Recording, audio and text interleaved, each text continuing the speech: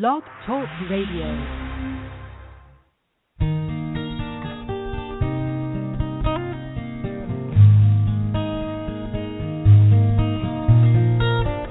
I've never seen before my eyes this dream. I've never known what makes this child to see. Like tears from a mountain pouring gently to the sea, a curiosity. Will you dare to touch my soul? Is love so frail that we can't hope to be more than we are, more than our hearts can see? And if for any reason on this field of broken dreams we stand to lose it all, then for you, yes, I do it willingly.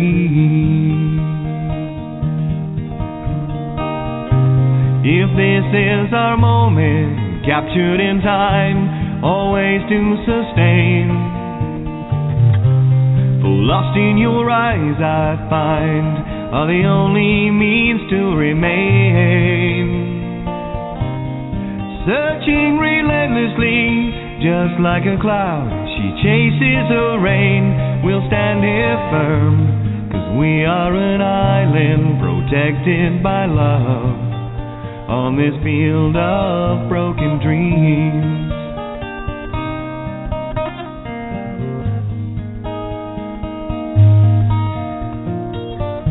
It's never clear, this path of destiny.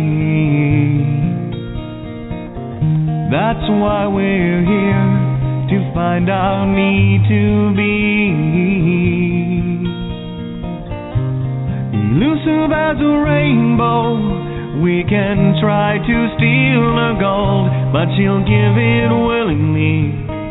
Will you dare to ask her though? We'll find a way, we must believe in us.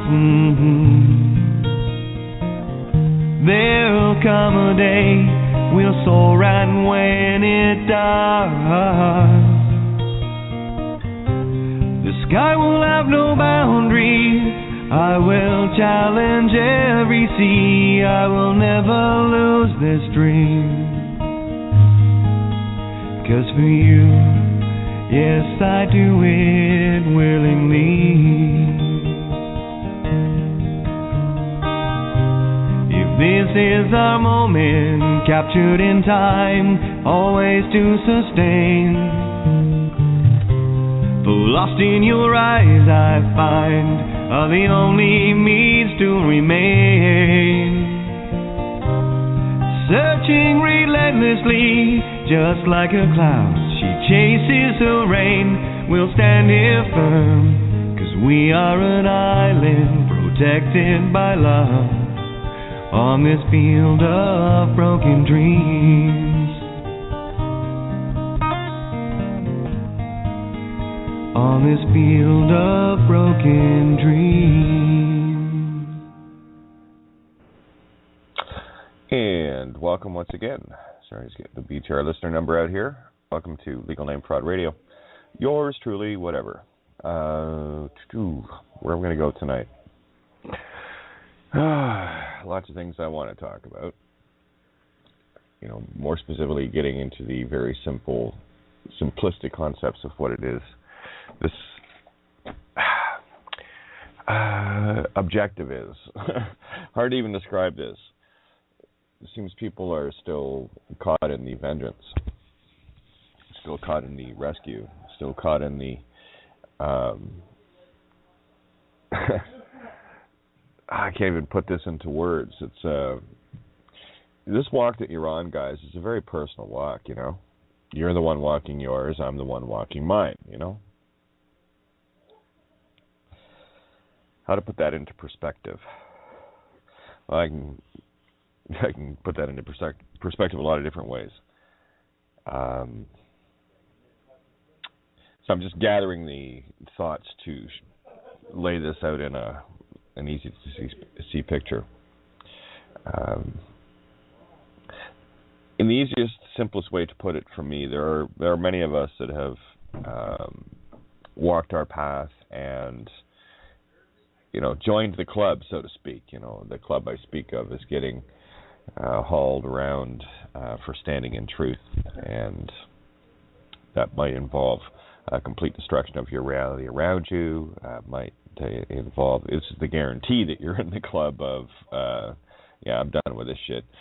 Those that have done any capture moments in a cell from those that wish harm on others. Essentially, getting grabbed for doing the right thing pisses the demons off. You can call it jail time or whatever the case may be. I just call it a smear campaign. That's all I call it. But I'll tell you what it is. It's forced meditation is what it is. It's your moment of, hey, chill out. Last step. Walk through this one. You'll see what I mean, says creation. So I did. And yeah, it took a bit, but and then many others have done that too. It's as simple as this. We can only do so much to help each other. I and others are not your responsibility. You are. My responsibility is to serving truth, which involves everything and everyone. I just leave it there. There's no, subtitles on that one. It's just what it is. The simple truth is, we can help each other to help ourselves. Only to the degree that the one that is being helped, i.e. me, you, or anybody, is going to be helped to the degree that they understand themselves. I'm going to email. I just had one look at this, and I've asked so many times, don't email me for legal advice. Don't email me for specific things. What do I do? What do I do? You do the exact same thing the rest of us did. You read, you lose the vengeance real quick. That's the big one. And you sort yourself out. Because if you're still getting hassled and grabbed, it's not because of any legal remedy you haven't figured out. It's because it's you that you haven't figured out. You still got some fucking anger issues. You still got some vengeance. You've still got some Klingon attachment to the Babylonian reality. And this is creation's way of saying, strip it. Some of us have done, a couple of hours, couple of days, month, couple of months, we're up to 6 months, standing in our own truth. Sorting our own selves out. Let's call it nature-induced quiet time for the angries. Okay? For the ones that still don't quite get who they are yet. I know a lot of people, including myself, that can come to this table. And as much as we wanted to bitch and moan, and yeah, we have. I have. I'll speak for me. About going through all of that. At the end of the day, it's the lesson that you have to learn. And the lesson is simply this. And you got to learn this before the legal name concept will erase itself. No vengeance.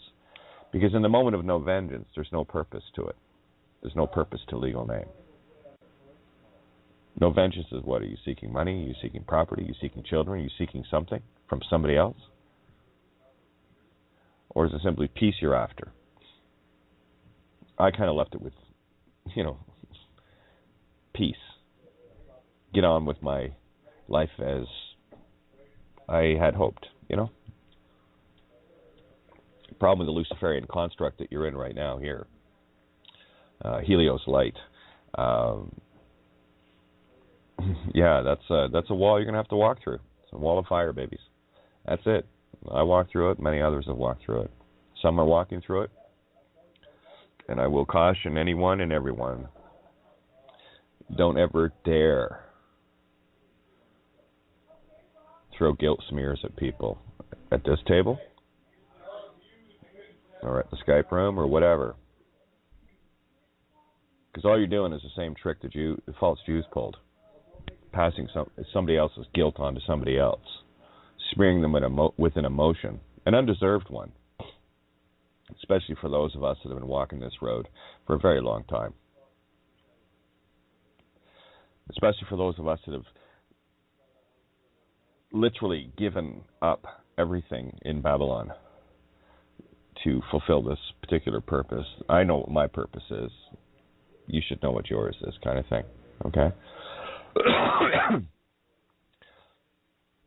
What more can I do other than this all day? Every day, year after year. Is that not enough?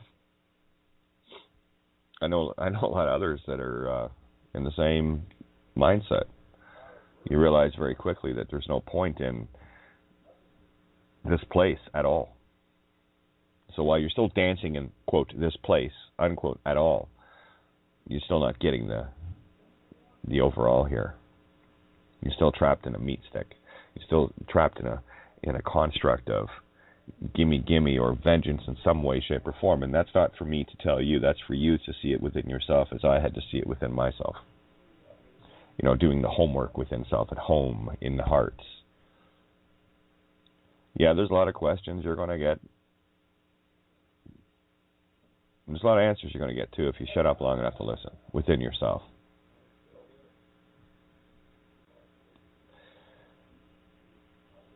You know,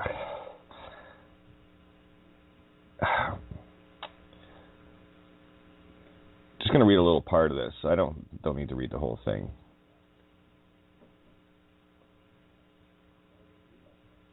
You'll get an idea what I'm talking about with this vengeance.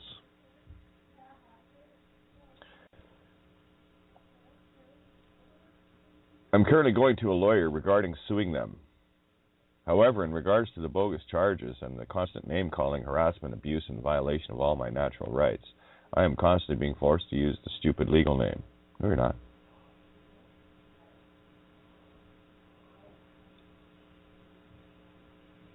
You just don't know who you are yet.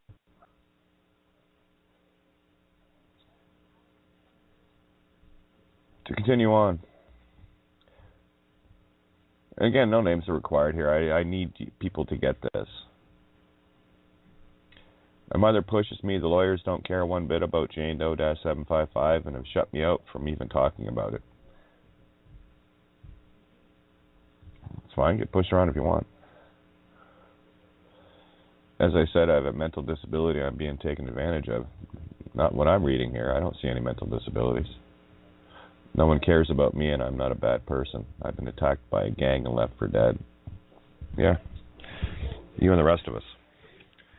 Why? What, you think Jane Doe-755 is a tool you can go out and seek vengeance with? Or did you miss the whole boat on that one? And I don't play gentle with anybody. I don't fucking care who you are. Because you want help? I'll give you help. I'll wake you the fuck up.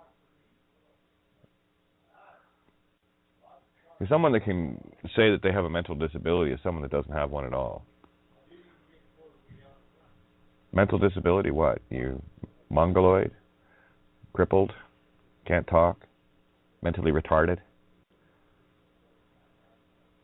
Or you got some issues? You know. I don't play the victim game well here. Especially when it's presented in such a way that it's articulate, it smacks of intellect, and not a stupid one either. Strikes me as someone that knows better.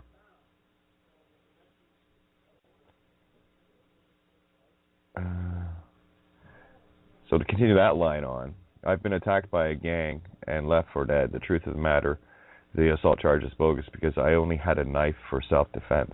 Well, And I didn't use it or gesture anything with it. No, you were carrying it. So you're carrying it with the intent to do so. Did you miss that part? When you picked the knife up? To put it in your purse or pocket or whatever? Did you think of that? You see, you had the agreement already there when you picked it up thinking you were going to need it. So creation will put it in your way to show why you shouldn't. This is why you shouldn't. I only held it in my hand because someone tried to cause a car accident with me, and when I passed them dangerously, they dangerously tailgated me, and when I stopped to let them pass, they didn't. I need help. How do I confront these crooks now?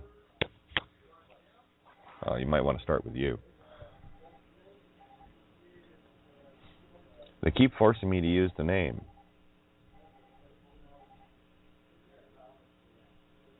No one's forcing you to do anything. No one forced you to pick up a knife to think you needed to defend yourself. That's pure meat stick.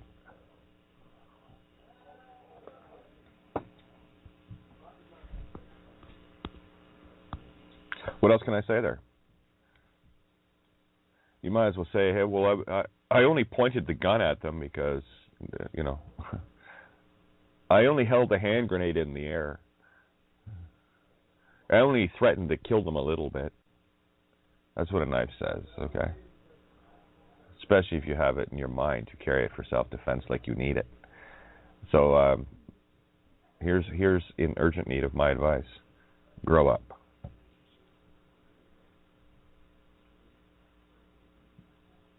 You asked. I answered. I had to grow up too. Funny thing, I went through the transgender thing as well. Quite a battle, isn't it? Yeah, but it didn't consume me. It already had consumed me for a very long time until I saw what it was. Really, what it was. A really nifty clue. Hey, thanks. What a blessing. Yeah. In this world, that curse is a blessing of blessings. Gives you a different perspective, gives you a different viewpoint to look at things from neutral. The instant wake-up call of, we're not in Kansas anymore, Toto. There's something not quite right here. It's a very rude awakening. Yeah. It's like waking up after a party, be it premarital party, be it male or female, and your friends think it's a good idea to put you on a train, bound and gagged, on a freight car, passed out, where you wake up in a different country, different planet, different reality. And you got to kind of find your way back. No money, no clothes, no communications, no friends, no one you know. Start from there, head back. That's what we all had to do. Some of us got some early training in that one with regards to this whole transgender thing. Two-spirit, whatever. That's just a gender balance. That's all it is. It's the concept of bringing the male-female into oneness. That's all it is.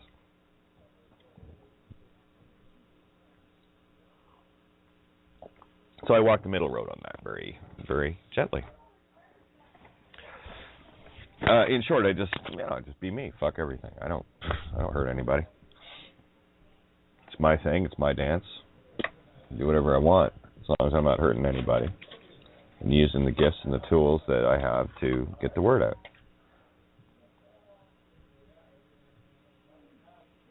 And it's a nifty trick too. It's not going to be a whole lot of demons that will take anything I say as anything valuable. What this kid of guy and a fucking tranny freak and all that. I've heard it all. Didn't stop me from talking, did it? Didn't stop me from losing the name completely. Because here's a general reminder for the vast majority of people that are listening right now. I would hazard to say there might be maybe one or two that I can be aware of of who was there helping me in the most literal sense when I had to figure my way out of the nightmare called solitary. Oh, forced meditation. So my attitude could have been simply this. Went back to doing whatever it was I was doing to sort my life back out, and whatever, that was an impossibility, because such a thing about truth, once you find it, you can't deny it. Or you can. It's just that runs against my nature, though. Excuse me. No, willfully and willingly doing something you know to be wrong, with that intent to do so. For me, it's about experience.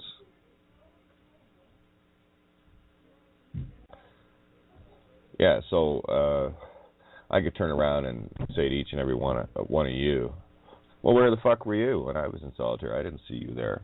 Why the hell should I have even bothered writing the essays at all? Pretty selfish, don't you think? I thought it was. And I thought this was information that humanity needed. It wasn't about me. Me.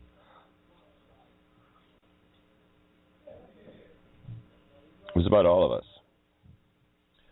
And to me it seemed pointless to be in a world where if I couldn't figure it out for myself and for those around me,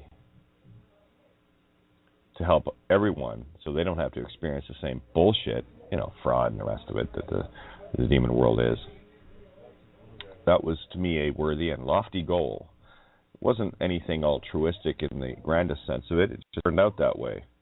It was just common sense. So you can call it whatever you want. To me, it was just good common sense.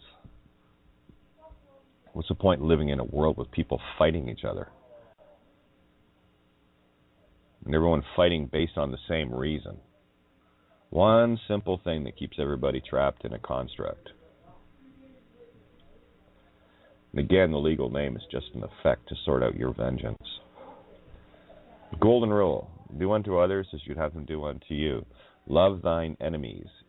Nemesis. No vengeance. That was an early one. Oh yeah, there's a lot of biting the bullet on this one. You do that a lot. You resist that urge to, I'm gonna get ya. That urge. The demon urge. The demi-urge. What do you think a demi-urge is? The demon, the vengeance. Ve, from verily meaning truth, and infinitely mind. Genetic entity. Mind. G/E, genetic entity, dash, ENTS, ents, short form for spirit, another way of saying mind, soul, whatever. The whole concept of consciousness. Ents, tree of life consciousness. The ents, Tolkien. Wisdom. So you have the wisdom of a genetic entity. Vengeance. It's right in the word there. It's like the word name says it for you as well. If you didn't see that, and how many times have I had to say this, slow down and you'll see it for yourself. Name. Me. Enemy. Name. Not applicable, magnetic, electric. Enemy. N, the letter. Am. A-M. N-A-M. Remember? Nam? Yeah, it means no in Hungarian too, by the way. Nam. Put an E on the end. You have name. Nay, me, not me. Nay, me, little horse, pony. It's all right there. Love thine. Oh, look. Hidden in the phonics. Enemies, names. Love your names. Love thine names. Hidden in the very word itself, in the mirror of itself. Through phonics, you find these things. So what are you really saying? Church teaches, love thine enemies. Sign here. Got to make this church wedding legal, sign here. Got to make this baptism legal, sign here. You want to talk about carbon footprints. How about the piece of paper that a baby sticks its foot on with the carbon ink on it, Carbon footprint. What's your carbon footprint? That's your carbon footprint. What effect in vengeance are you having on consciousness? Here's the really bitchy part about it. You go along with vengeance at all, you're tied in by association with all that seek vengeance. You carry all that sin. Best let that go. Best drop the knife there. You know, just saying. I hadn't even finished reading this whole mail. I just got to it. I was like, what more do I got to do? Now, Jane Doe-755 is not a tool for vengeance. It's a tool that says, fuck off, leave me alone, if you still can't handle it. But it's the concept you need to see. So I can't offer you any legal advice. The only advice I can give you is grow up and sort it out within yourself. Stop hiding behind these crutches.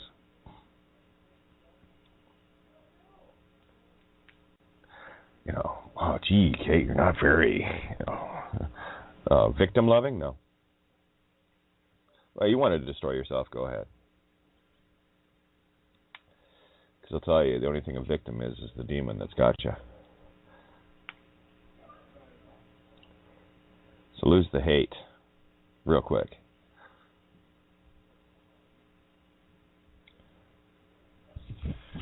There's the other side of this, too. Here's one little email outlining a one-sided point of view. I might as well read a fucking newspaper and get a newspaper reporter's point of view without interviewing you, because, see, I only get one side of the coin here.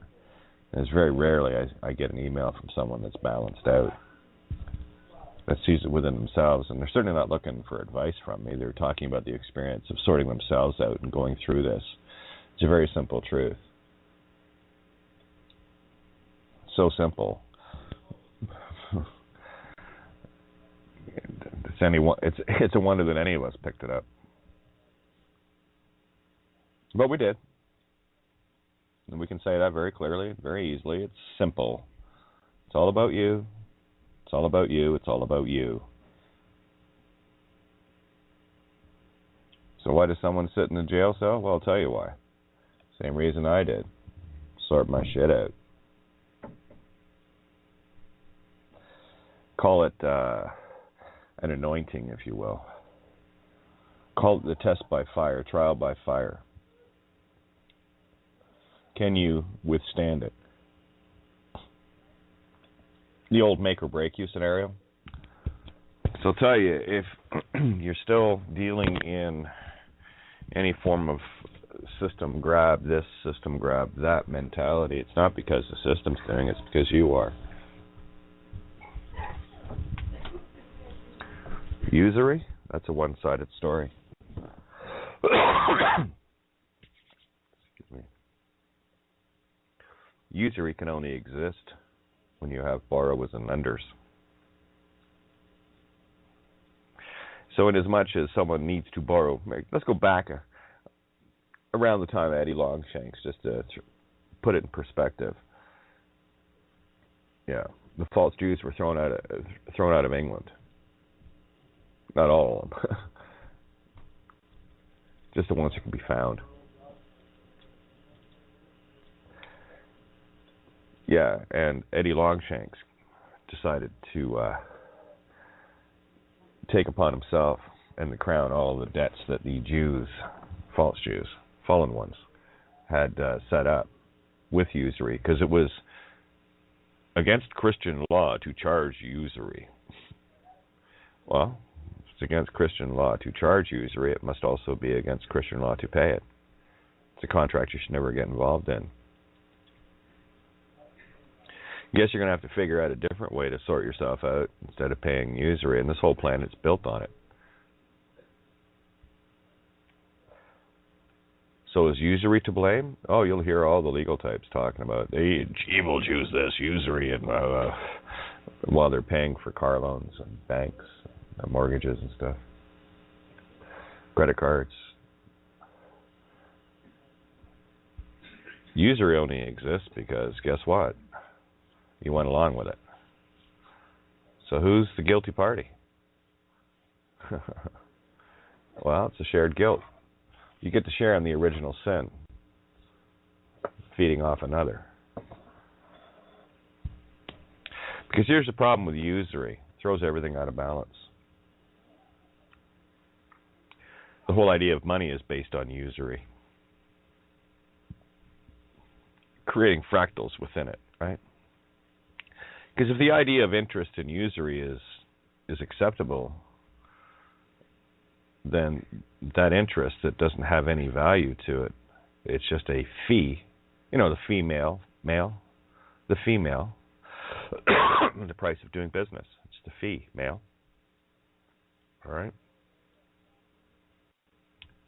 The only way that can exist is if someone goes along with the idea. Greed is the big factor here. Because once you get into a situation of usury, you know,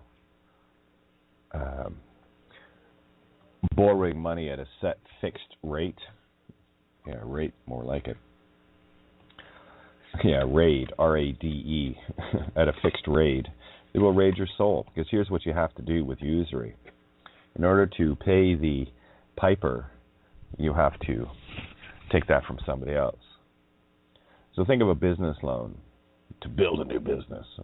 You're paying off this loan with all this interest, right? Who's paying the loan? Who's paying the usury? Oh, that's you passing the buck on to your, quote, customers.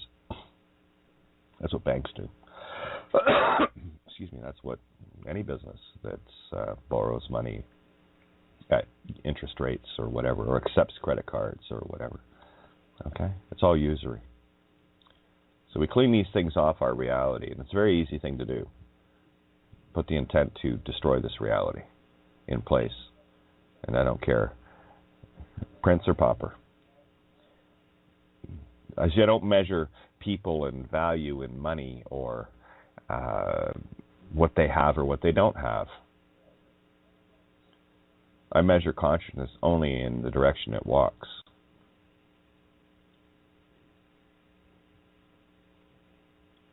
It's a safer place to be. You know, there's no judgments there. Just observation. So I don't care if you're a pauper.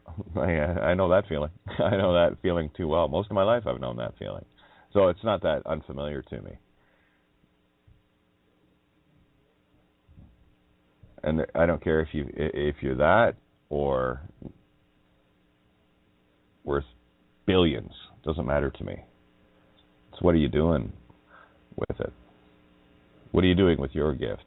Well, me, I have the gift of none of that garbage around me in terms of having to deal with paperwork here and this, that, and the other, where some do. And I got my role. I do this.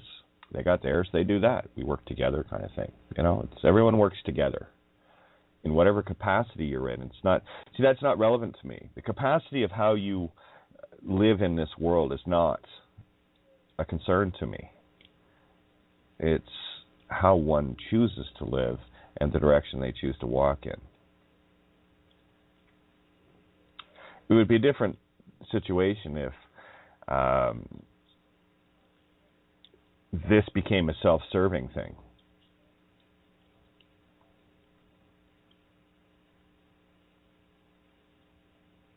But it's not. It's not a self-serving thing at all. So I take these little pauses to try to have a look at what's the point of all this. Like, why am I still even talking about this?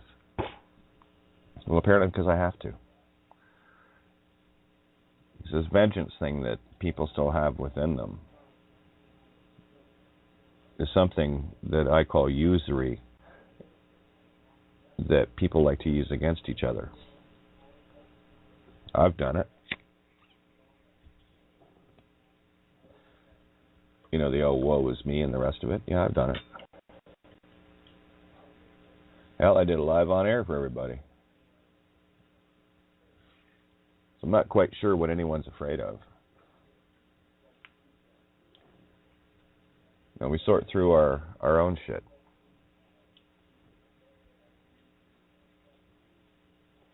And we do what we do to help others. And if you've been around this table for any length of time, a couple of months or whatever, I'm going to tell you right now, you have absolutely no excuse. No excuse. No excuse as to why you're still dealing with legal entities. It's pretty clear. Legal name is illegal to use. It's fraud to do so. What are you clinging on to that's keeping that intact? And where's your vengeance? Where's your greed? Where's your lust? You still haven't sorted out your 7 candles yet. And don't worry, you'll get plenty of time to do that. I had the private tutoring of solitary confinement to, you want to talk about private school, of the highest order in the spiritual sense, yeah. I got left alone. I didn't have to deal with anybody. And for 24 hours a day, I got plenty of time to think. So meditation became rather easy. You got nothing else to do. Even after 2 weeks, 2 magazines doesn't go far. It doesn't go far after a day, actually. But you learn to meditate. You learn to go within, sort yourself out. And it is one hell of a test. Well, for some of us, I can speak for myself. For me, it was one hell of a test. And to each their own. I was given the exact experience I needed to be able to do the exact experience I'm doing right now. What a gift.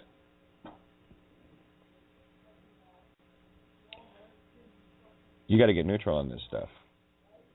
You got to get really neutral on this stuff. As far as I know, every jail, courthouse in Australia has been notified. Same with the U.S. and Canada. Likely all over the U.K. too. Lots of places in Europe. Mainland China, Russia, South America. This information is worldwide, guys. It's not about letting them know. They know. We're well past that point. And if specifically anyone that you're dealing with or someone in your local area that hasn't been dealt with, well, then throw them off an email. Bulletproof, Babylon is fallen. It's done. You just got to let them know that legal name is illegal to use. It's fraud. Easy to prove. You got a bar card? No. Then you don't have a legal right to play in the legal game. Why are you playing in it? At all. And of course, you'll go along with things like the Jews, false Jews were hoping for. Well, how do I live? How do I pay my mortgage and usury bills and my car payments and my how? How do you? Yeah. Excuse me. I was watching a video. I love how people brush on the obvious. Let's see if I can pull this up. Anyway, that's about all I want to do in terms of email. So I don't even respond to this stuff. Why?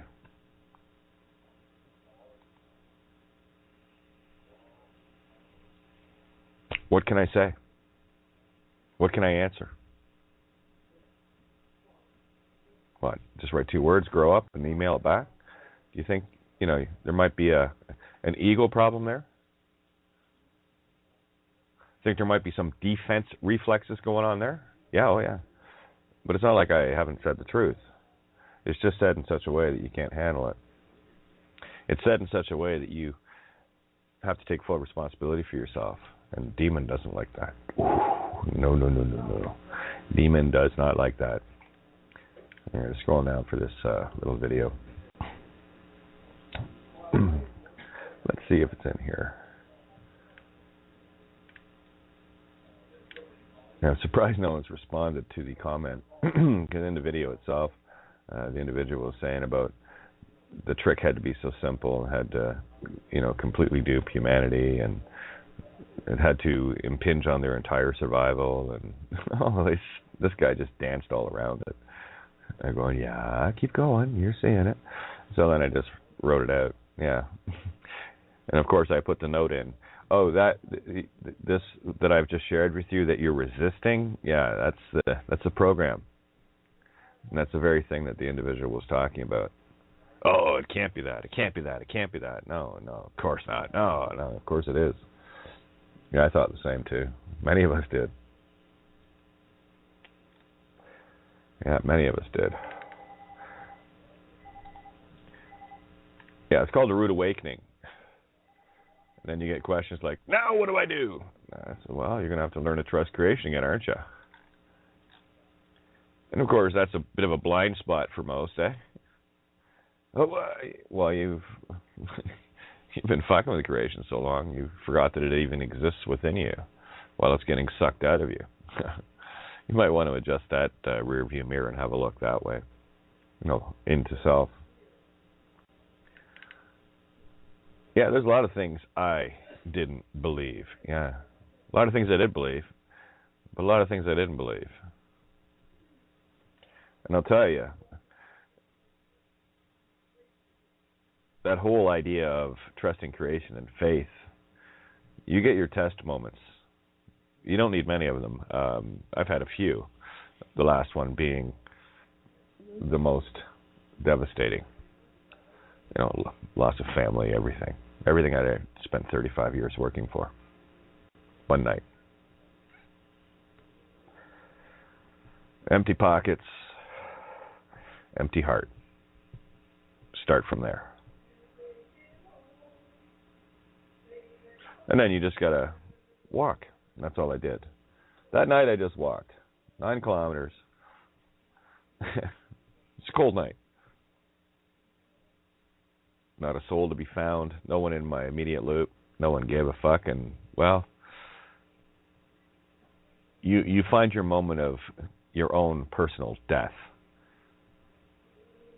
And then you rise from that tomb in that moment. If you haven't reached that point yet, the faith's going to be hard for you to find. Because the whole idea of faith is the faith within yourself, the truth within yourself. Can you be in truth and have faith only in that? That's a tough one, eh? Were we not conditioned to get careers and jobs and get homes and families and get bank accounts and passports and driver's license? Were you not completely trained to do that? Yes, I was. At least I can be honest about it. It's entirely up to you. I'll tell you what, I'm going to throw a tune on. There's a bit of music going on right now. And we'll get the mics open early tonight. And let's hash this one out. This is a very important one for people. And I would like to hear from those that have had that faith experience of the things that they've been through and the measuring they did for themselves to realize their own faith within themselves. The number to call in is 347-637-3265. And the BTR listener number tonight is 025. And D, this July 25th, Halley's Comet thing, all the rest of it's puking all over my reality. Just wanted to give you that heads up. Your show starts in 7 minutes, 25 seconds. That kind of stuff all the time. Yeah, it's not like you can time that, but anyway. No, of course not. I just go with the flow and laugh. But anyway, have a look within during this little tune here. Do a little meditation, a little solitary confinement time, and see what comes to mind.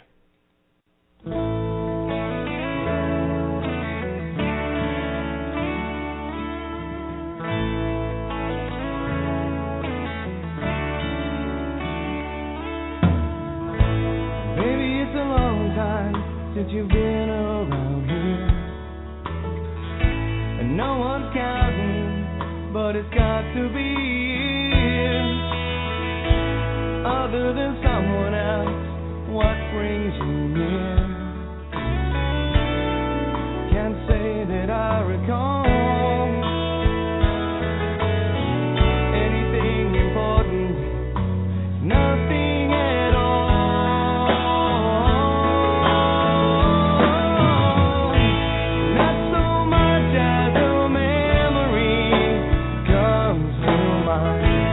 Not so much as a postcard delivered in time.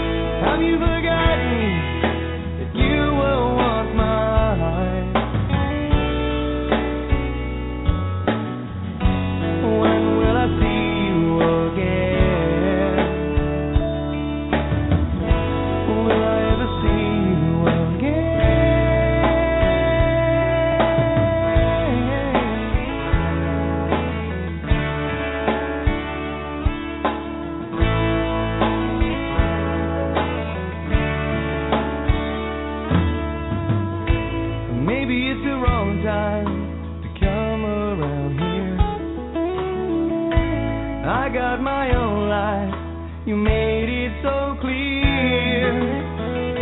The day you left me, not one single tear.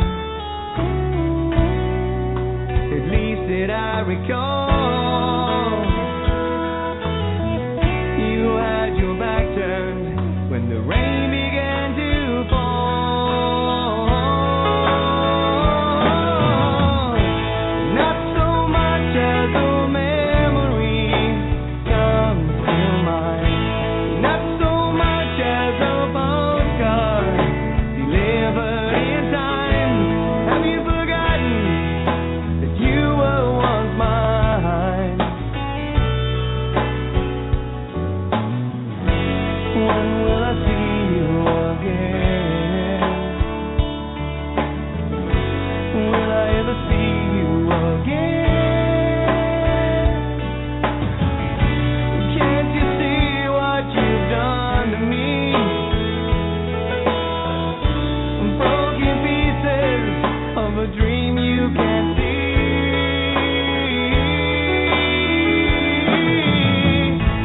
Not so much as a memory comes to mind. Not so much as a postcard delivered in time. And have you forgotten that you were once mine? When will I see you again? Will I ever see you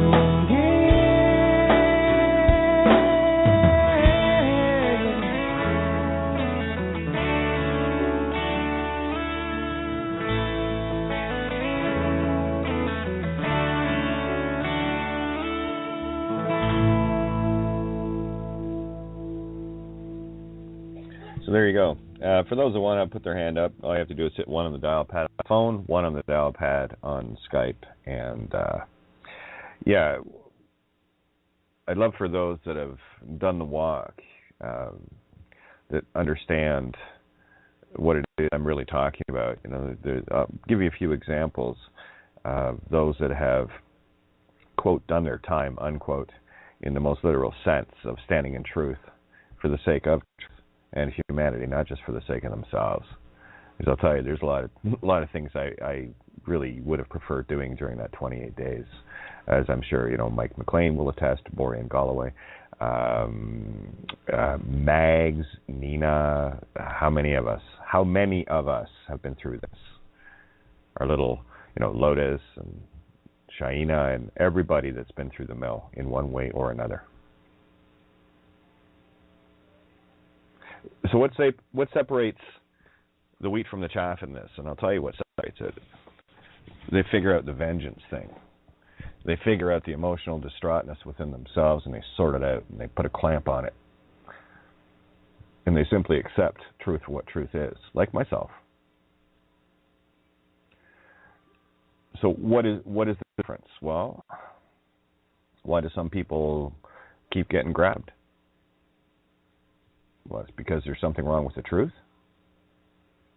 Somehow there's something legal about the legal name and not having a bar card. Is that what it is? No, it can't be that. So if it's not the system itself, it's not the legal structure of the system itself and the demon worship that goes on here, then what must it be if it's not an external thing that's doing this? Oh, it must be them. And all we can do collectively as a team is get the word out. This is where you decide if you're worthy or not. If you think someone else outside of you has to decide if you're worthy, then you might want to have a look in the mirror again. Because I'll tell you this, very simple fact. When you do the right things, it's self-evident. There's no explaining yourself. There's no need to. The only one I had to explain anything to was me. And after doing that, I come here and explain what I've explained to myself, to me, to you. To see, did you see this the same way? Or, it's kind of our sanity point, And I get it, guys. I totally get it. We're way beyond this now. way, way beyond this. This is a search for self within self. And unfortunately, for the 7.3 billion people on this planet, I was a little bit busy having one life experience in multiple ways of one reality, as enough as it was, to be able to say I can know exactly what you're thinking, what you're feeling, everything. The only thing I can do at this point, like you, and it's the only thing we can do at this point is observe what is. Oh, look, water coming from the clouds. Must be raining. You going to debate that? Or are you just going to look at it and go, oh, it's raining? Oh, legal name fraud is illegal. Oh, it's an overcast day. There's clouds there. You know? The tide is up. The tide is down. It's hot. It's cold. Observation in the absolute sense of observation. Or are you going to keep adding, little color of law to harvest your own ore? You get caught in the delusions. Somehow it's somebody else's fault. It's like the guy that gets a flat tire and kicks the cat. Like the cat had anything to do with it. Think about that. It's always about redirecting that stupidity outside of ourselves, isn't it? Or we just simply accept what is. Great opening scene in Interstate 60. Plays that out perfectly. If you don't watch any more than the first 5 minutes, 10 minutes of that movie, that's all you need. Get what you wish for. And in the case of somebody just losing a phone, they're all wrapped up in their Whore of Babylon world, Michael J. Fox's character, simply accepting that, and never mind the fact that you opened the car door and knocked a cyclist off their bike and potentially hurt them and damaged their bike. You didn't see O.W. Grant getting all uptight. No, O.W. Grant was the observer. O.W., observing duality. And creation will grant you that which you put out. If you put out vengeance, what do you expect? Pick a fight, what do you expect? What do you expect? Punch someone in the face? Do you expect a hug?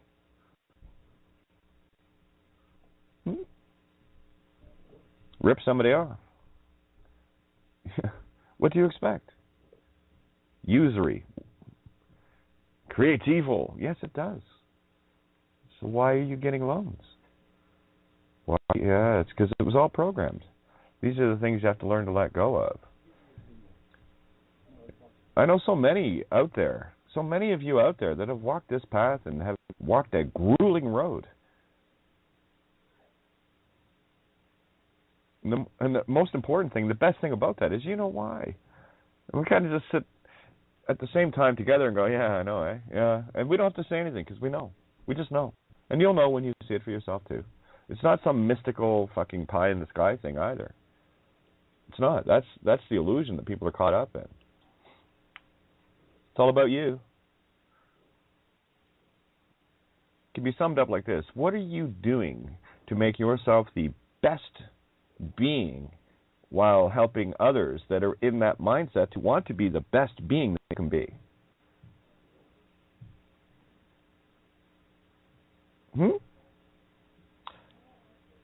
Maggie, how are you? You there, sweetie? Yeah, I'm unmuting. Yeah, no worries. I was just buying a little time for you, that's all. It's a radio thing I do. Yeah, thank you. It's just this vengeance thing I don't know much about because I don't, it's not a thing I've ever really put energy in, so, but the way it seems, the way I see it is, it's deep inside people, like pain in the body. So how to get rid of it? The humility they've been put through, I think maybe it's in the body. Yeah, I'm working a lot about this body thing, what it is, and what it's, how we get out of it. Yeah, get rid of it. Well, yeah. See, all I can speak from is the life experience that I've went through to give you the examples of where my humility was shown to me, and a general sense of it. Think of an individual well known within the community, always been, community volunteer, well known by the whole city kind of thing, and always doing benevolence and acts of that nature. Newspaper articles, oh yeah, so and so is this and doing this and world records and blah. Oh yeah, it was all fine and dandy. But I'll tell you, as soon as the truth came out, all these very same people couldn't wait to throw as much garbage, as many lies, as much drivel and smokescreen as possible, to literally, in the grandest sense, demean and try to humiliate me. Where even the girl's mom has looked at the newspaper, and I just said to her, says, well, yeah, too bad they didn't ask me about it. But if you want to believe newspapers and believe that stuff, that's you. At least it tells me what you think about me. So I just leave it there. If that's your opinion of me, well, Jesus, you don't really have much of an opinion because your opinion's too busy being programmed by somebody else. So I don't deal in opinions. They're just not my thing. I had lots of them, but yeah, talk about that whole pain thing. That's the stuff deep within, and humiliation. Well, for me, that one goes right to the heart. That's not like getting your hand caught in the door or anything. No, that's your whole soul is getting slammed in a door jamb, and you're spending that time looking at that's not me. That's not what I. And you can care about that all you want. I don't, because I know where it's coming from. It's coming from an opinion on someone trying to manipulate and control others into thinking that I'm a piece of shit, and that's not me at all. And the best part is I have the mirror reflection of it for all the things that were done up to the point to say, hey, because I had a lot of people, after the Judge Bows thing, yeah, good on you, nicely done. A few newspaper articles, and of course, when everything went south, it went real south. So, yeah, go ahead, sweetie. I've been more lucky in a way because I had my kind of humility ever since I was a child, throughout my life. So it was, of course, it at a point my heart broke. Yes, so I became sick, physically sick, because I was thinking about it all the time. Why people know me, and I'm a kind of a nice person, and still they just piss me. As soon as I don't agree with them, they just piss me on my back, And oh no, again, that's why again, this is not kind of nice, Maggie. No. Okay, no, I just want to make sure that because these are the kind of things that happen from those around us that claim to quote love us unquote, and be our friends and everything else, and they'll make you say things like you're kind of nice. Matter of fact, I know you're a very nice being, and you're doing all the very right things. So that's not an opinion, that's an observation of you. Is the observation accurate? You will find resonance only in the things that you can agree with fully. Really have an opinion in that you're, sort of nice or kind of nice. I'd say you're very nice in doing the things that you're doing for yourself and humanity in perfect balance. Just a second, because some of the trouble I have with this Phoenician stuff and it's in the translation. Tillægsord, the Danish word we use for this kind of words, the tillægsord, it's an add word. We add this word, we call them in Danish. The adding word. Every time we put an adding word to a sentence, we turn it. We turn the whole sentence with this one word. Yeah. Might want to pinpoint. And I don't know the English term for it. That's my frustration. Okay. Again, I realize that, and it's not about the words or the language. It's about the feel of it. I don't see. Yeah. I don't listen to the sonics. I listen to the invisible voice that everyone speaks. I didn't really have to say a whole lot. You knew exactly the level I was coming in at tonight, yes? Because what you're doing is you're observing the tone, the invisible voice. So you can always tell when there's a certain amount of seriousness or joviality or whatever, yes? So you know the tone of what approach I'm making. So what you're doing is you're listening to the heart language. So I listen to that only. And the words, they'll more or less fit for the most part. But when they don't completely fit, the feel coming from it, it's the words to me are useless because I listen to you. And that's what I do. I just listen to you, the individual. Not the words. The silence is golden. And it's audible, but it's not. See, this isn't audible. This is the voice that comes with the mind. The I see you, I feel you. Not to be confused with I see you, I hear you, because I've seen a lot of people and heard them say a lot of things, and those things never matched up. So I learned to match up the heart with the action. And it's very easy to see that. No. Okay, you still, yes. you're not... Yeah, sorry. Okay, you're not... I was just putting a third dimension on it because you say I am used to look at humans or animals and see one body language and then they say something else with the mouth, okay? And then you describe, you see this, but you don't see the body either. And you don't, so you own, and the voice, the way the phonics is coming out of the mouth. Oh, you there? Creates a picture. Yeah. Yeah. Again, I don't have the advantage of seeing you, seeing your body language. I can hear the words. So here's how I hear everyone. When I'm listening, my eyes are closed, and I'm listening with the heart. I'm listening for the tones. Just the tones, nothing more, nothing less. So that's when you're really seeing somebody. I know that sounds kind of crazy, but it is. That's just, you want to see somebody, just listen to them without any distractions. That's why radio is such a powerful thing. Video is great too, but not to the same degree that just a spoken voice is. Because in the spoken voice, you don't have the advantage of the body language to reinforce whether it's truth or lies that someone is trying to convey. But you can certainly hear it in their tone.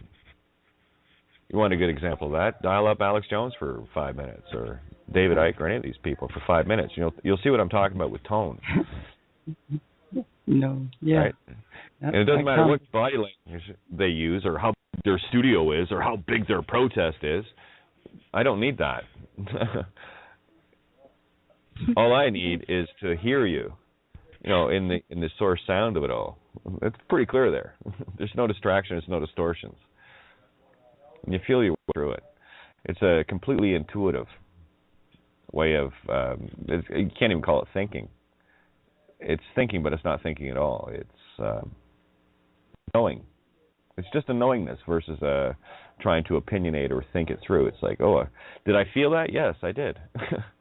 Am I going to question that? Used to.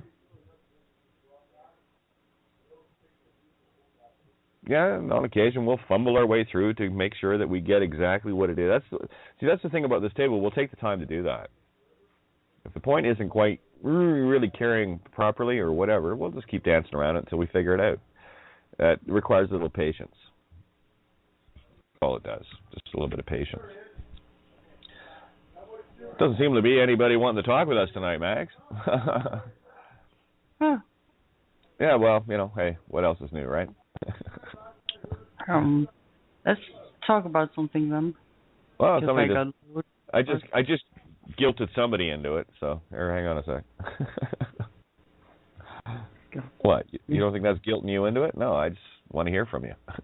It takes that to do it. Well, I'll play that card if you want. I mean, it works, doesn't it? Hi, how's it going? Hi. Can you hear me? Yeah. Oh, okay. I wasn't sure. This is Closeout. I posted today on Kiev-Kaya discussion group finally my draft of Slovak translation of Babylon is Fallen. And, I was trying to put it in the video form, but I don't know if I have the skill to do that. So would you suggest I send it to Ninja, or how should I do this? Can you hear me? Yeah, I was muted out because my computer was doing a bit of a funky dance there. You just got the word out to everybody here. So if there's anyone can help you, just let people know in the discussion group. Post that kind of information directly on my page. We got lots of people that can help out with that stuff. Yeah. So I sweated it. I worked like 2 nights in a row while I got it together, and I got some feedback, mostly from my brother, but I was very happy with the outcome. I didn't even think I could do that. I really wanted to stick really, really deep into what you were trying to convey. So I worked on it real hard, but it came out pretty good, I think. Well, see, that's the magic. That's the magic of you guys that speak multiple languages and can translate. It's not about translating the words; it's about translating the idea, the concept. Yes. That's the difference. Yes. You see Yes. You see the gift you guys bring? I'm so excited. I already posted it in a couple of links on YouTube. There's a wonderful Slovak band. It's a rock band, and they have a song. I didn't want to post it on, but the lyrics are just absolutely phenomenal, and the way they work with the audience, and the music is high quality music.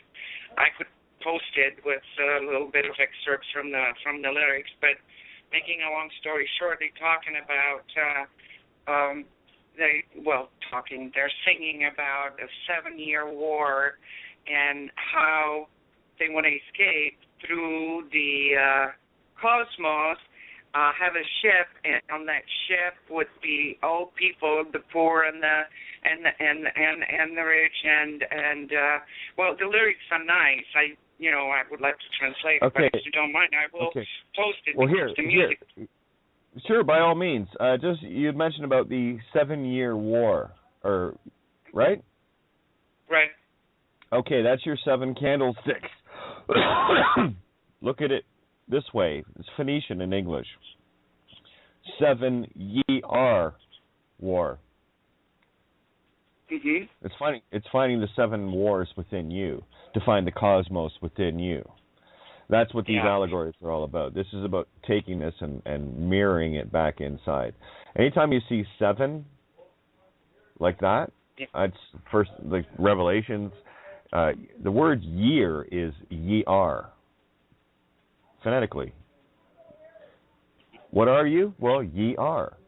So if you are dealing in, I'm 50 years old, that's why birth dates are so potent. To trap someone. Really? Okay, that's a thing. Are you? Oh, okay. Oh, I have 50 ye-ars of experience to look at me-ars. Me-ars. Okay? Yeah. So that's why you got to take care of your own ass. Ye arse. I've taken care of me arse. Mm-hmm. I think the whole song, the whole song and the way it was kind of communicated to the audience was really allegorical, so it's not literal. But the people responded. I was so surprised. I watched the audience. I watched it a couple of times, and I know people responded to the lyrics, not so much to the music. The music is great, but how it touched the people, I could see that they responded to the lyrics, which is very unusual because mostly people respond to, okay, love, tra-la-la, sounds good, make me feel good, good music, good sound, whatnot. But the lyrics are so powerful. Yeah, again, that's the power of song in that when you have good lyrics with a good tune to go along with it, a good melody or whatever, you've got a very potent tool of carrying the information across because it not only does it feel good, it listens good. So it's a full package thing. And in the same way that the music can be far better than the lyrics themselves, vice versa. Isn't it nice when we get these perfectly little balanced kind of songs? Anytime I'd ever find one of those within myself over the years of writing, you always knew when you had something that had that's got a great idea and a great melody to go with it. And they're perfectly mated. That kind of thing. Yeah, that's the kind of song you're dealing with. Yeah. Are you familiar with French singer Léo Ferré? Not at all. Oh, God, you would love him. But it's so hard to translate. But Léo Ferré, he passed away a long time ago, but I listened to one of the interviews, and he was actually he mentioned this, and it just kind of got logged in my mind.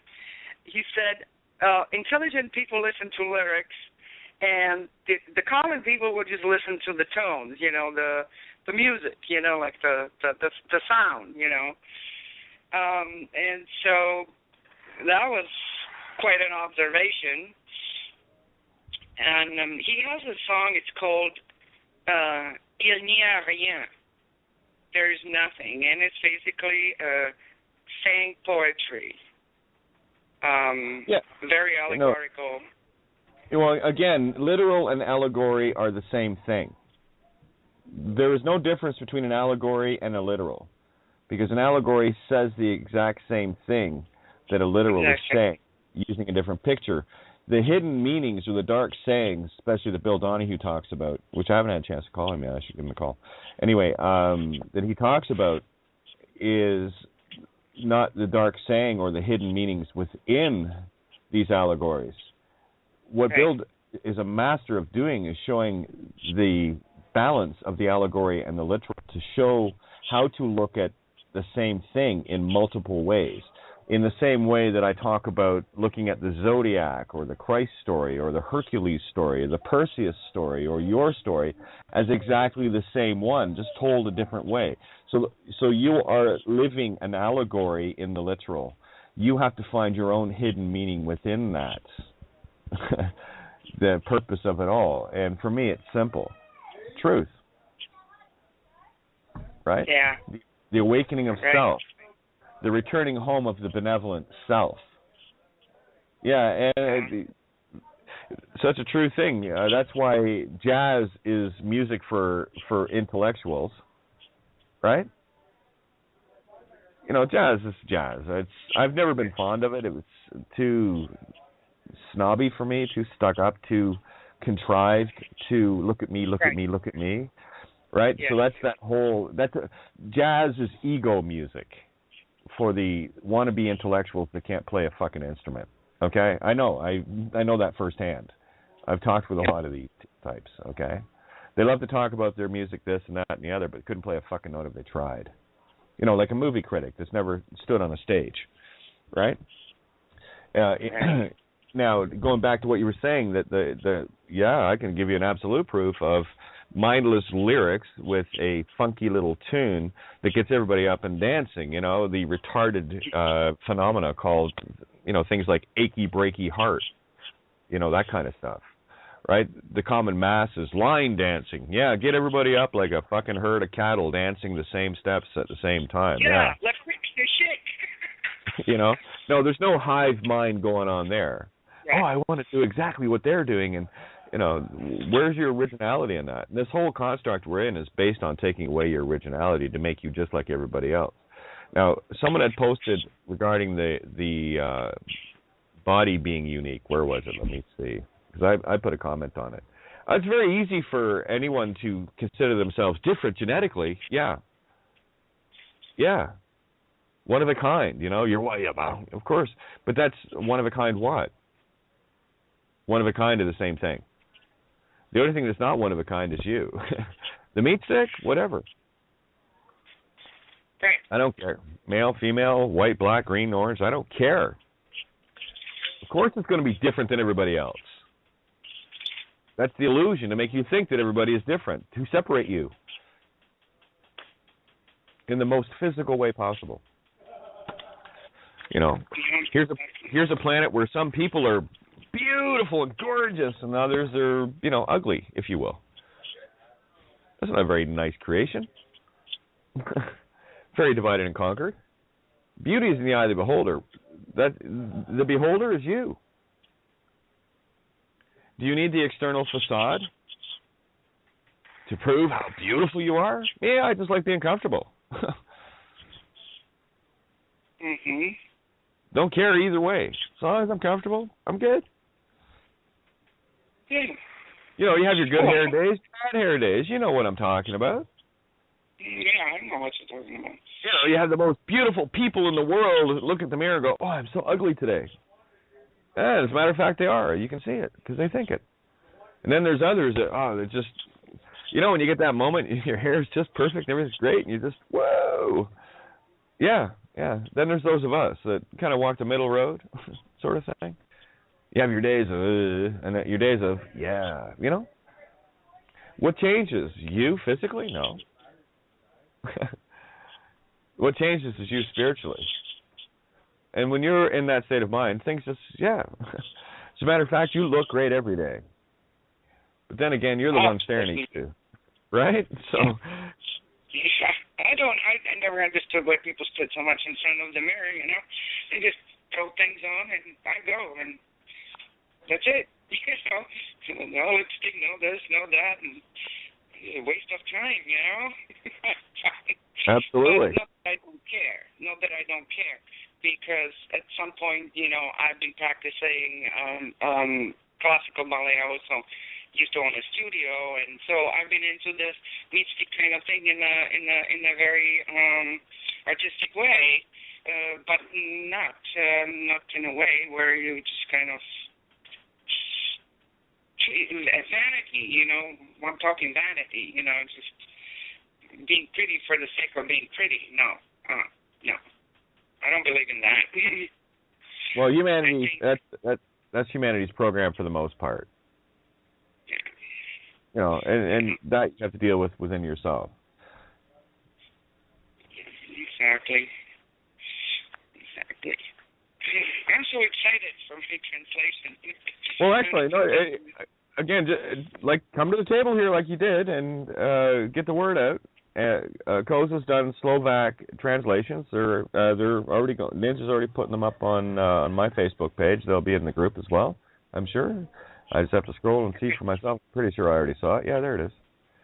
I've been already posting it, but it would be nice in the, you know, in the Babyloni's phone, like it's on YouTube, with very sassy music, like wake-up music. Yeah, for sure. Boy, we're getting a lot of new people in the group. Here's an example. I want to show you, and you guys can tell exactly where someone is. I've decided that I will no longer pay council tax. Good for you. Can I just cancel the... Yeah, can I just... Here, watch. Can I go pee right now? Watch. Can I just cancel the direct debit, or do I need to write a letter to ask Mommy if it's okay to change my own diapers? I added the last bit. Or make a phone call first. Well, it depends, honey. If you want to get mommy to change her diapers and ask for permission to go pee, you can write a letter or give her a call. Or you can just say, I'm done. Be all grown up. I didn't see anything about this on the Lose a Name site. No, you won't either. Because we don't have what people see, the trap of the legal remedy, thinking that there's a paper or a magic trick solution to it. Yeah, step out of Babylon. It's the only magic trick you need. It's the only one there is. Yeah, it's simple and hard at the same time, but that's the beauty of it.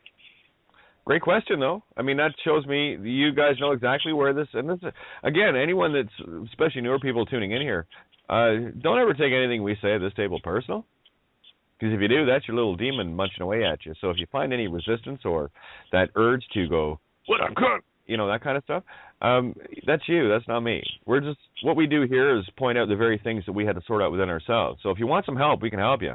In that regard, this is not about here to save you. See, this is a savior question. That's not a how do I solve this for myself question. This is what do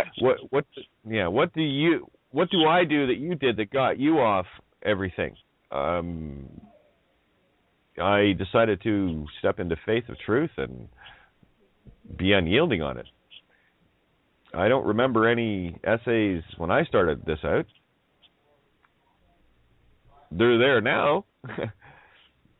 Funny that. Had the experience first, then I wrote the essays. Otherwise, I'd be like the rest of the free man and the legal types, writing all sorts of legal opinions and rhetoric and garbage of remedies that don't exist. It's a little hard to remain in honor when you're a criminal, using somebody else's property against them. That's like going to your neighbor's shed, pulling the gun out, and then trying to hijack the family in the house. That's the same thing. So why are you going to the tool shed to grab the system's gun that they're going to shoot you with? Yeah. And that's what it boils down to.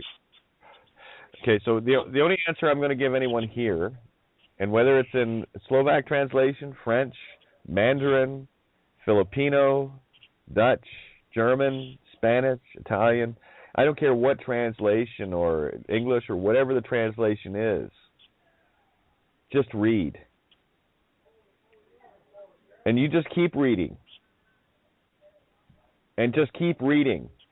And I will keep saying this until you get it. The answer lies within you. What the essays will do and the experiences that we can all share with you at loseaname.com website are doing for you is showing you that we actually read the essays. See, I'm no different in the essays with you guys. I just got to read them first as they came in. That's it. AP Newswire. In off the wire. Here's what came in. This is information for us.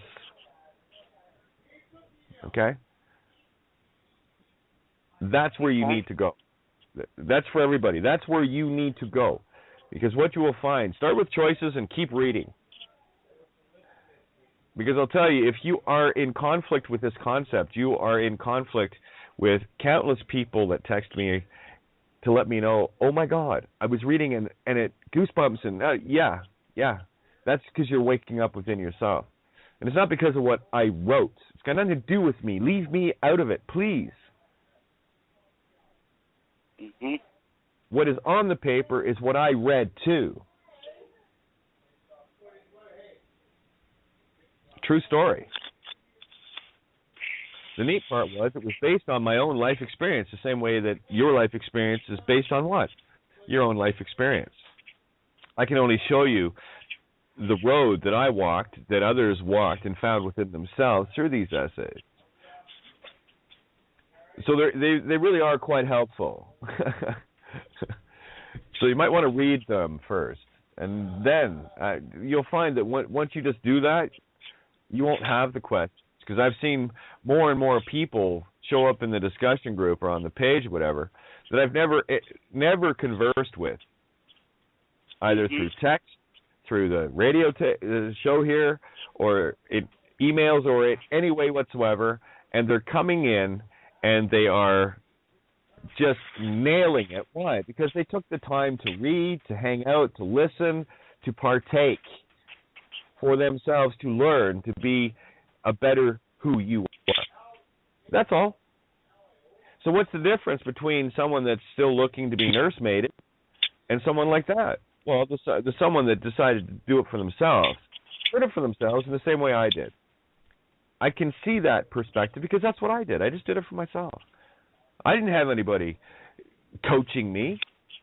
I had a few people around that I could contact, and we'd talk about things in the legal freeman sense. Yeah, that was all part and parcel. You know, there were the Santa Bonaccis and the Dean Cliffords and the Hollywoods and all of these people around me. I had access to everybody. So I listened. I observed. I had my experience. And I did things the way they were presented to me to do them, and only that way. But it wasn't because someone gave me something specifically to use. I know a lot of people that try, with these quorums and writs of mandamus and all this other shit. Yeah, writs of man damn us. Yeah, I know what they are. None of that stuff worked. I'll tell you what did work. Being a tenacious little volcano. That worked. Standing with your heels in the ground so deep they know you're not going to move and they can't wait to get fucking rid of you. It's a slight different. Oh, got it. There we go. Here comes. Oh, yeah. Actually, Roy, while you're coming in here, if you want to do the shout out for the GNIP, I think I'm going to take a little break between this show. I'm not going to do the rollover tonight, between this show and rolling on. So I want to give people a chance to breathe. Me too, Yeah. Okay. Guest call-in number is 914-803-4058. That's 10 p.m. Eastern Standard Time. There you go. Once we're up and rolling, we'll get the BTR listener number posted as soon as possible. As always, that's kind of what we do here. And like tonight, I really didn't know which, coming off last night with phonics and this and that and the other, and then of course a few emails and what's coming in. It's like, are we still hammering on this shit? So I'll tell you, someone that knows about Jane Doe -755, it's been around for a while. Or they just found some legal-looking stuff on the website and thought that was their legal remedy and their magic trick to get out of their carrying knives, seeking vengeance on people. Anything legal is futile. Stay away from it. And have the patience to do that. That is the trick. Well, yeah, legal remedy is the same way that if you look at the system as the Borg, resistance is futile. Yeah, it is. In the same way that people want to bitch and complain about the Jews and usury and all the rest of that shit. Have you ever taken a loan out?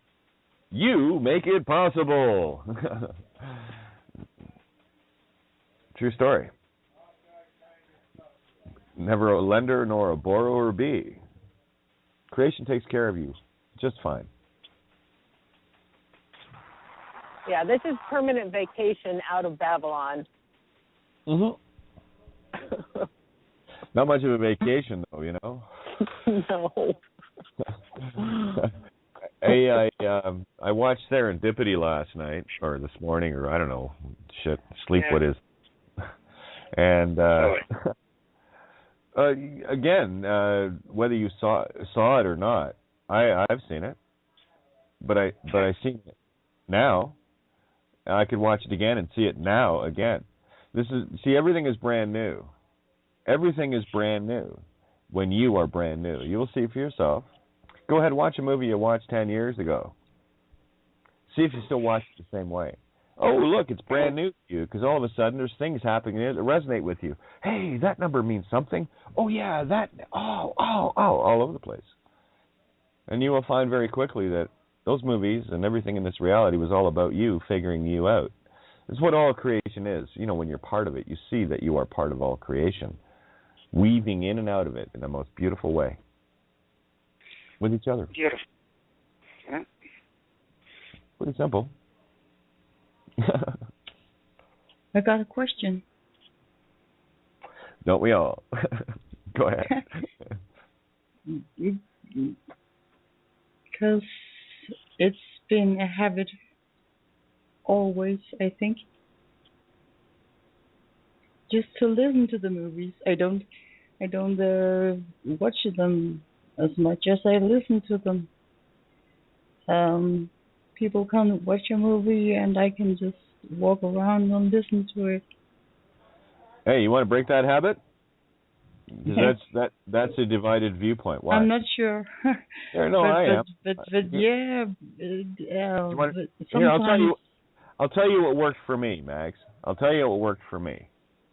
Turn the sound off and watch it.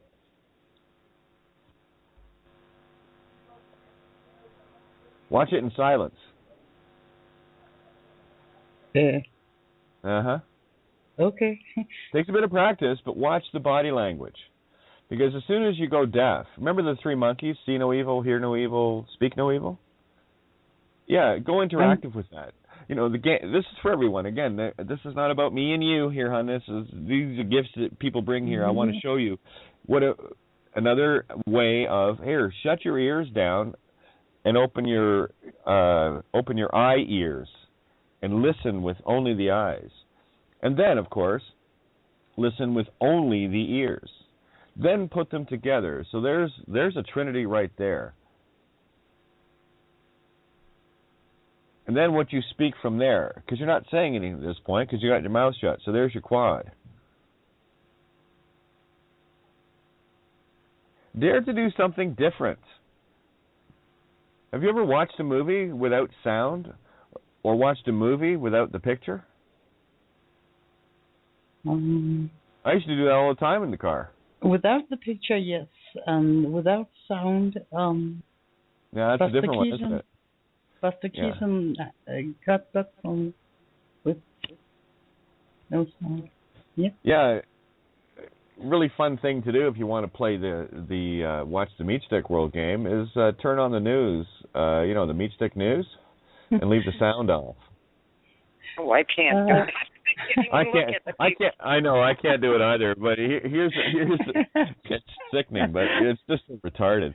Talking heads, little bobbleheads. It's funny as hell, but so disgusting. It's like these people are talking like it's real, but then you don't know who they are. Are they part of the Matrix to deceive you? I have a tendency to lean in the direction yes. Are there innocents involved? Yes, I lean towards that as well. Just like the episode of The Dig last night. It says trust no one. And what's really fun, once you're in the now, you can call everything before it happens in a movie or a show. And that's all I do now is I watch it and go, yeah, well, that's because they're going to set that up for that. It's like pre-directing the director, right? It's like, yeah, I know where you're going here. And then I watch it fulfill. That lets me know that I'm in the now and in that train of thought, on board that train to see what direction they're going so that I'm walking in. What this does for me, it allows me to condition me into learning how to walk perfectly with another, to see where they're going before they even get there, based on the intentions of what is being shown, either sonically or visually. It doesn't matter to me. I speak all the languages. I keep wide open. And when you're in the now, watching it from that perspective, and only that perspective, for me there's no other perspective anymore anyway, you get an entirely different understanding. Here's an example. The show was called Trust No One. And there was one scene in it where the lead guy is told by his, quote, it's better half living in a different country that the boss that he's been sleeping with, cheating with, was looking for him, and that she was really trying to help him out. You'd have to watch the series to get the whole vibe of that. Let's just say he wasn't in a very comfortable position. But his wife, estranged wife, told him, listen to Lynn, she wants to help you. And then, of course, he texts her, she texts him back, and that's all you see. And then he's saying to his Israeli detective buddy, a really well set up show, guys. You should really get into it. It's showing everything perfectly in real time. Anyway, he says to him and said, I've arranged a meeting with Lynn somewhere, in a park, whatever. And when he gets there, next thing you know is a whole bunch of people start zooming in on him with, black SUVs. So the first reaction the meat stick will think of is, oh, she ratted him out. She told her, fellow workers, he worked for the same people, where he was. That wasn't a vibe I got at all. So it's a perfect setup to show that, because it says right, as soon as it's set in a show or a movie, I know what's coming. See what I mean? You can't trust no one. And that's the setup to say that, you see, I told you shouldn't have trusted Lynn, but you're going to find out in the next episode that Lynn had nothing to do with it. Which I find often very funny in these movies. Some movies, like we're talking in the 90s, they can track a cell phone, right to where it is and all the rest of it. Yet somehow they can't seem to track this guy's cell phone, Here, what are we, 2015? Anyway, it's just the lunacy and the ludicrous nature of how these deceptions are being played across. Are you still buying into them? No. So I preempt and call things out before they happen. It just takes a little bit of practice to be in the now. And it's a lot of fun. It really is a lot of fun. Watching shows you haven't seen before and then calling them right the whole way through. And then, of course, where it's going to end. Not because of how long it's been running, but because of where the setups are going. Yeah, The Dig, I think, or is it The Dig or Dig? Anyway, it's I think there's 8 episodes now. The one came out a night or two ago. I think I watched it the next day. I didn't jump right on it. Wasn't in the mood for it. I gotta, feel these things.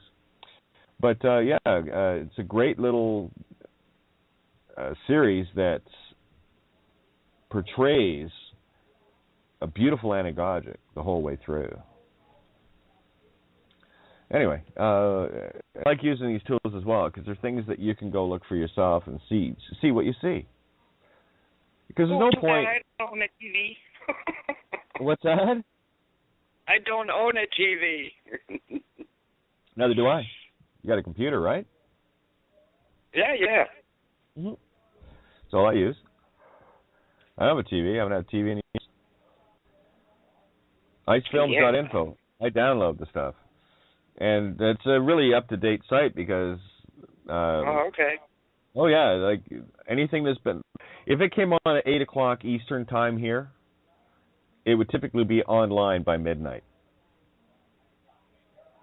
Like a show that just got released on TV, within 3 to 4 hours, it's on icefilms.info, the one I watch. Literally the same night as the show's on. So I usually wait till, middle of the night. Sometimes people aren't right on the ball right after the show to upload it. It might take an hour or 2 or 3. Sometimes that might even take a whole day. But most times, it's usually up within a couple hours of it actually finishing being on the air on TV. So I'm staying right in the now with what's current. I mean, that's anything I do is in the now and current. So I look for the things that are new and original. Excuse me, things that are different, things that haven't been shown before, but I know it's going to be the same thing, just shown in a different way, clearer and clearer and clearer. Yeah. No, I do everything on the computer. Everything. Change a planet, watch a TV show, talk to friends. Everything? Change a reality. Well, with see, a big I hunk of silicone. Yeah. Hey, how are you? Yeah. No, Maggie. How are you doing, good. Not everything. See your tones, honey? They give you away. Go ahead, sweetie. Oh, I just thought I'd stop in. It's been a while since I came on. Well, good to have you.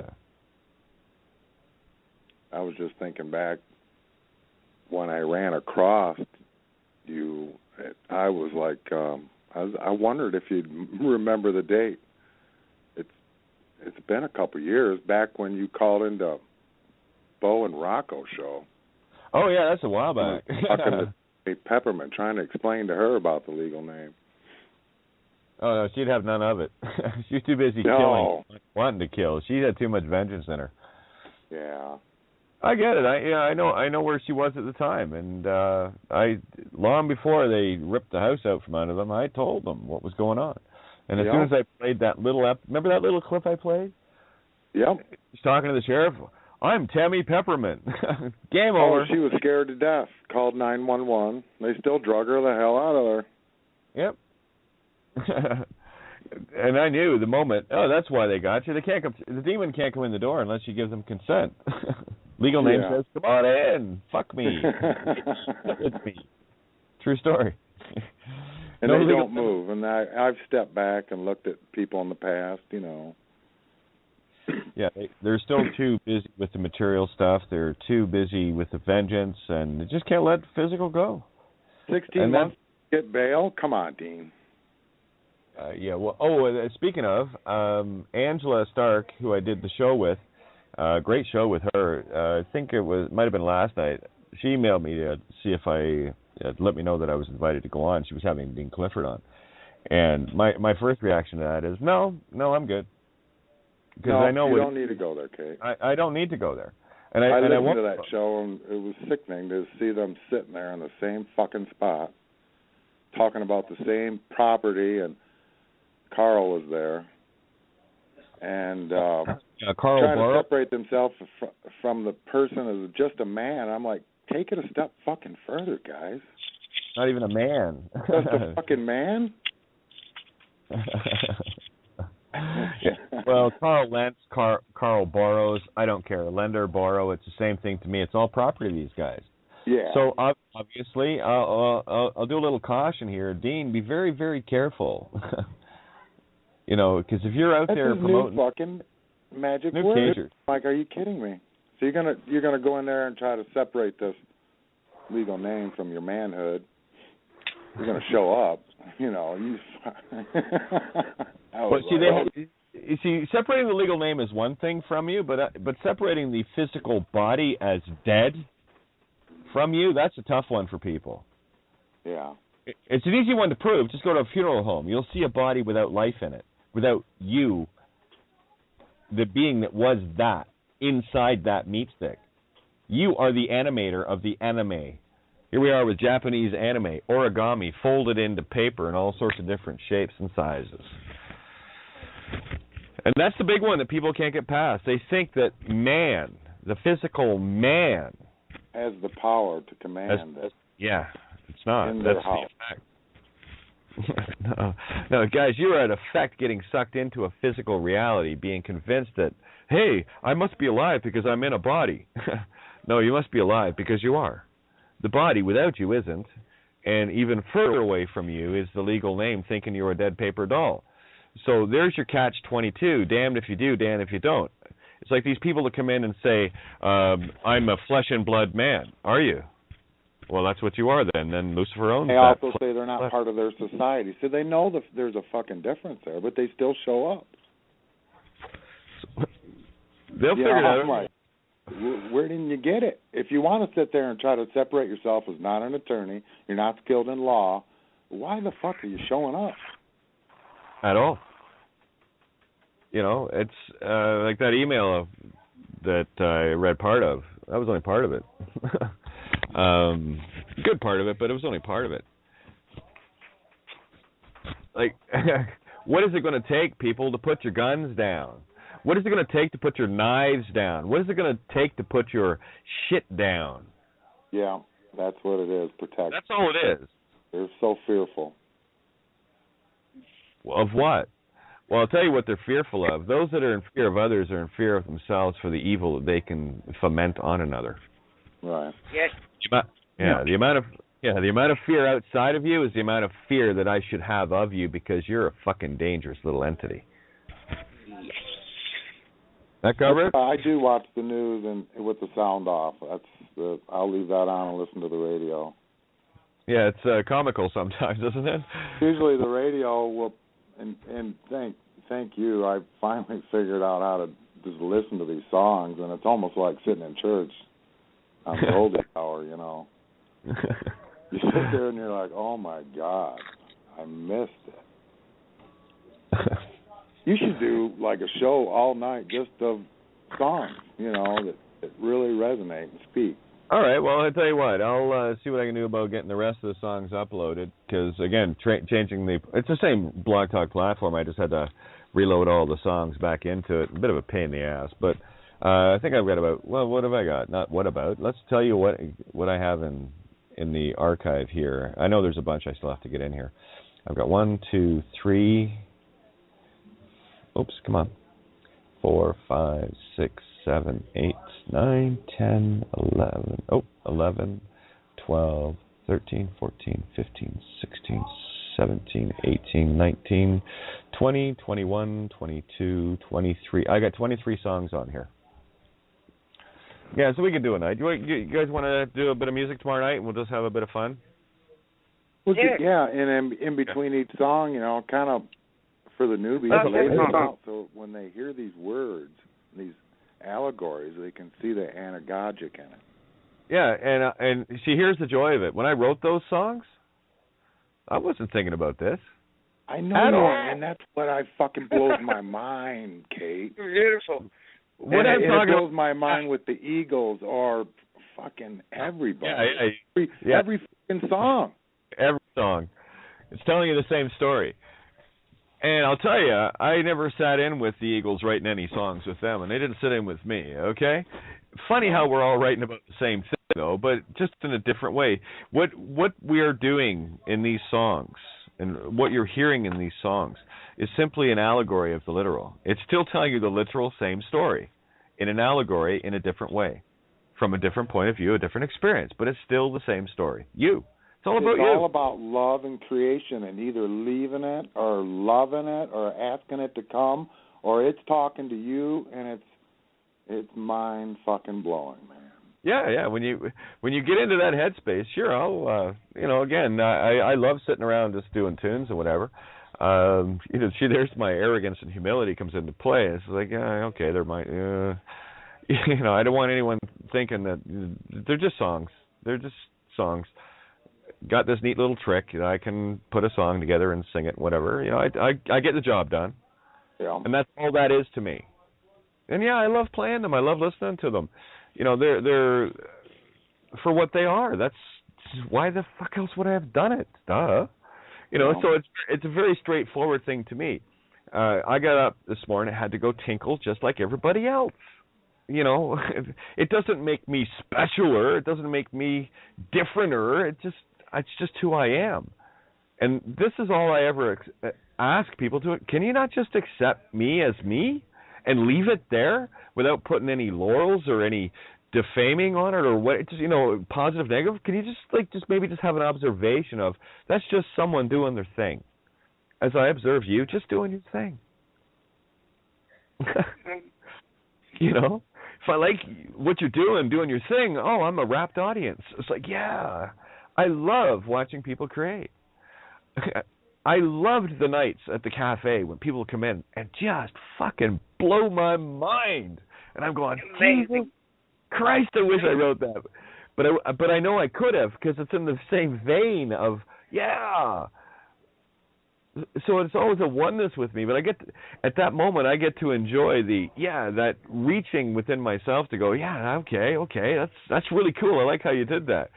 And watching them doing because everyone plays differently. Everyone's got their own thing with playing. That's what I noticed that very quickly in the songwriters, in their playing styles. Yeah, we're playing the same chords, picking similar patterns, but there's always something that only they had.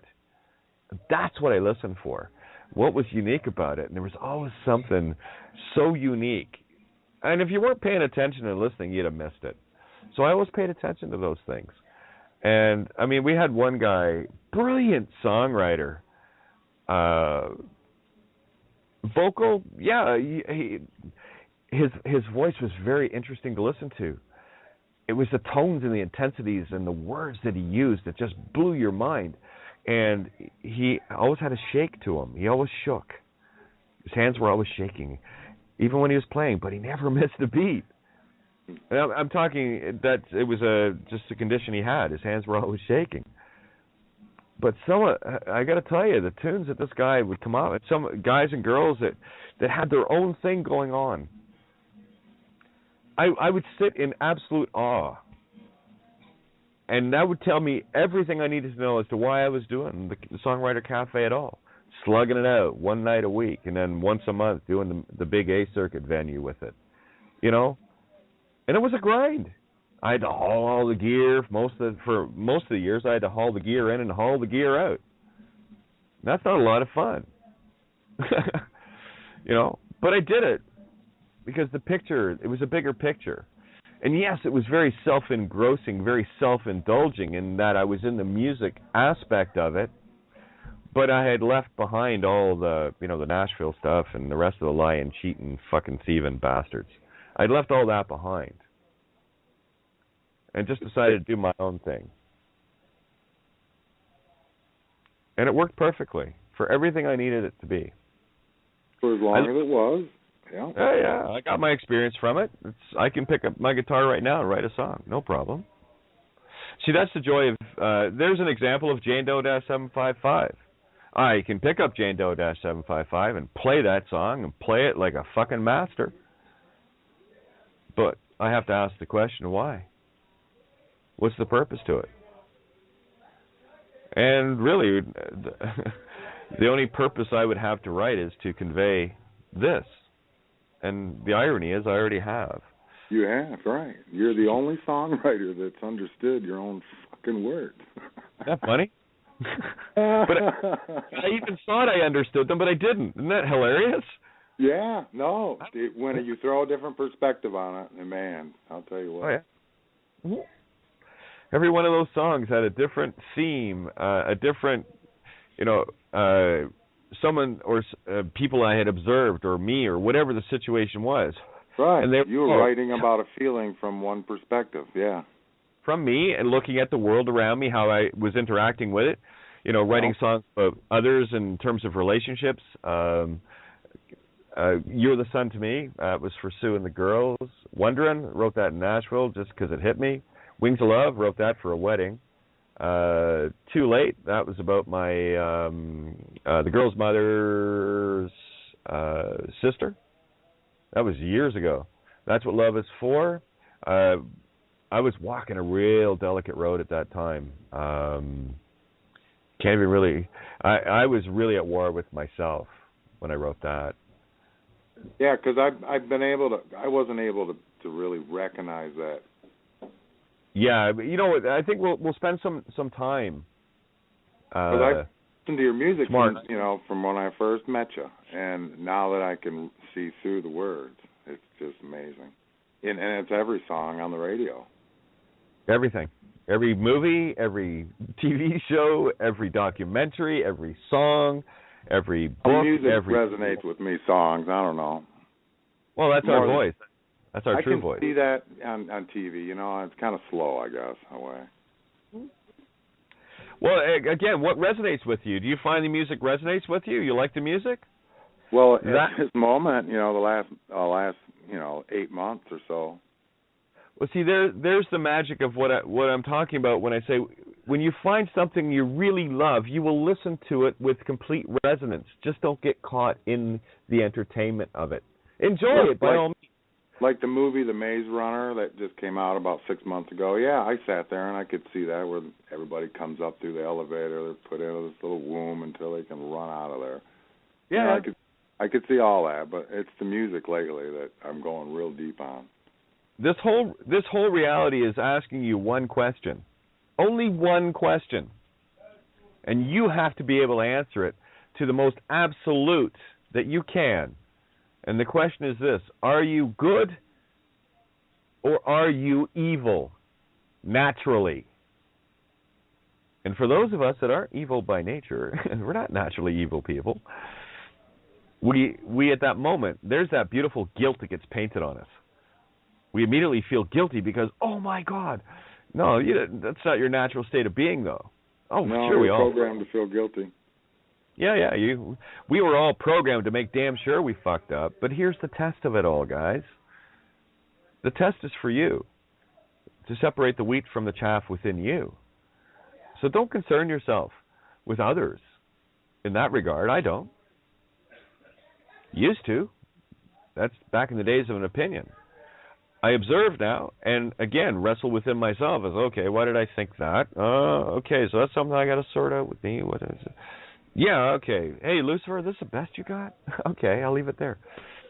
And, there's no vengeance or judgment. Oh, yeah, I'll tell you that you will get agitated. You will get frustrated. You will get irritated at this world and the evil. But sort that out within yourself. Come to peace with that, knowing exactly what is going on here.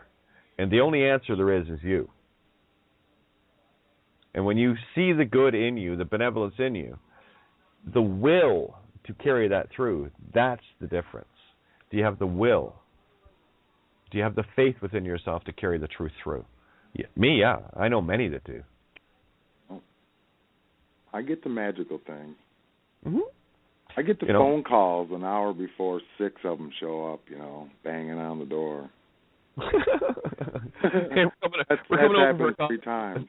Yeah, we're coming over for coffee and donuts. Don't waste your time. I haven't got anything for you.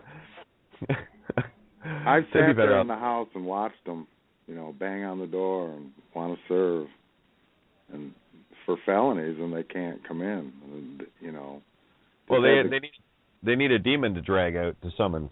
Right. Yeah, come to the door, ask for a name. I told him I didn't know, didn't have any idea what he was talking about. Have a good day. Just walked in the door and sat there and watched. Yeah, I was going to ask you, did you slay that little vengeance demon within you? You see, that's all it takes. No, I sat in the house at that time, full of fear. The fear. It takes me about 3 years. All these lessons that I learn, it takes me 3 years. Me too, and I still walk it every day. This is where you're very self-aware of it. Again, I go back to the whole fear thing of, don't be afraid of fear. That's your samurai honing stone. Gets you on your edge. Gets you alert. Don't let it control you. Take the power of that fear that would normally be fed off you and jack up that volcano within you. Oh, yeah, you will be walking on pins and needles spiritually when you do that. And it's beautiful because I'll tell you, when you're walking on pins and needles, it's because you can.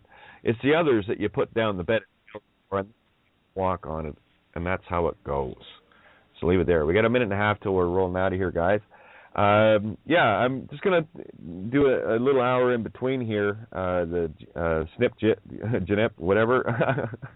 I love it. And then we'll pick it up there. Just wanted to take the time within yourselves, guys. To what degree are you good, and to what degree are you still willing to be evil? Because if you're not only ever willing to be good at all things, regardless of the test or consequence you see attached to it, that's the will to do that. And the only thing that stops that will to do that is your willingness to still be in fear and commit evil. And it's at that point, it's knowing. I know this is a tough one. I had to cross the bridge too. But it's not tough, because when you get to the other side, you realize it's all illusion. You just have to let go of the vengeance. Lose the enemy. Lose the name. It's right there too. It's always in the same thing. Lose the enemy. Burn that bridge over the Rubicon. Yeah. Low say, which is the low creation, the enemy. Low creation, the enemy. Lose it. Get rid of it. Yeah. And that's it. Much love, no fear here. What's that? I said much love, no fear here. And anytime that wells up, that's your well of souls. Redirect that and watch the firefly. Look at you, fireflies. It must be spring. Anyway, I'll catch you guys in about an hour or so, and just stay the course, guys. Just stay the course. And you know what? Tomorrow night we'll do some tunes, and I'll see what else I can get loaded up onto the board here, and maybe do a little background around them, and that way we can see the absolute lunacy of them somehow being different songs when they're all the same song anyway.